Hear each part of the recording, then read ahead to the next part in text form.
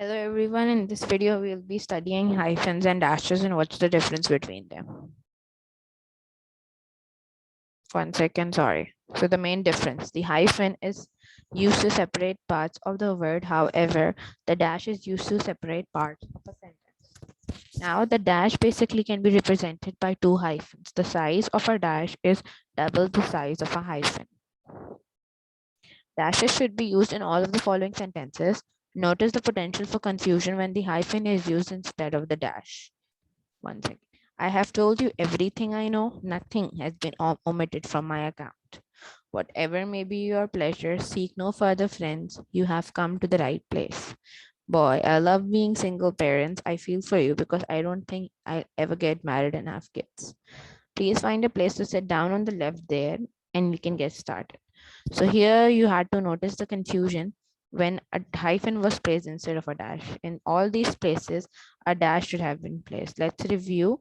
The hyphen is used to separate parts of a word. However, the dash is used to separate parts of a sentence. Here, the words were not being separated. Instead, the parts of a sentences were being separated, and we used wrongly. We had to use a dash and we used a hyphen. So this is the main difference.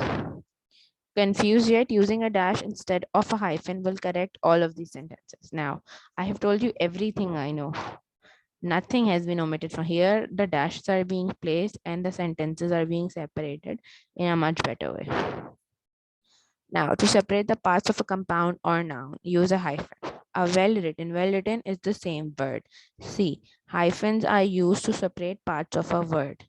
So a well-written is a word, a thought-provoking is a word, out of state is a word, out of shape is a word, a 5-year-old boy, old basically is a word, secretary, treasurer, student, teacher, work, study, inner city, jack in the box, mother-in-law. All of these require a hyphen because we are separating parts of a sentence.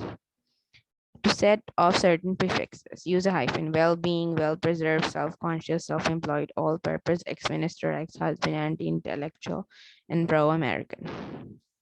To add emphasis, studies published and unpublished are included in the portfolio. So here basically we're using a dash because you're separating part of a sentences, and here you're separating parts of a word. I promise I will make it to your birthday party as long as you save me some cake. Now, there are two uses of a dash. First, to add emphasis. Here we are adding emphasis to every separation of the sentence. And here, to digress from the main clause. All of my classes this semester, dash, chemistry, English, calculus, psychology, and physics, dash, are really pulling me to my limit. The last contestant, 2 hours late, finally made it to the competition. The sentence is an example of the digression of the emphasis. So here, all of these sentences are being digressed from the main clause.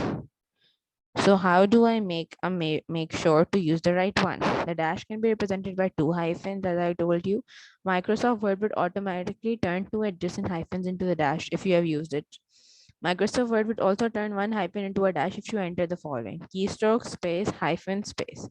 This dash is a little shorter than the long dash, but it's still longer than the hyphen. So that's the main difference. Review. Note the use of the hyphen and the dash in the sentence below. To white and evangelical woman, Sarah Palin is a modern day prophet. Modern day is a word.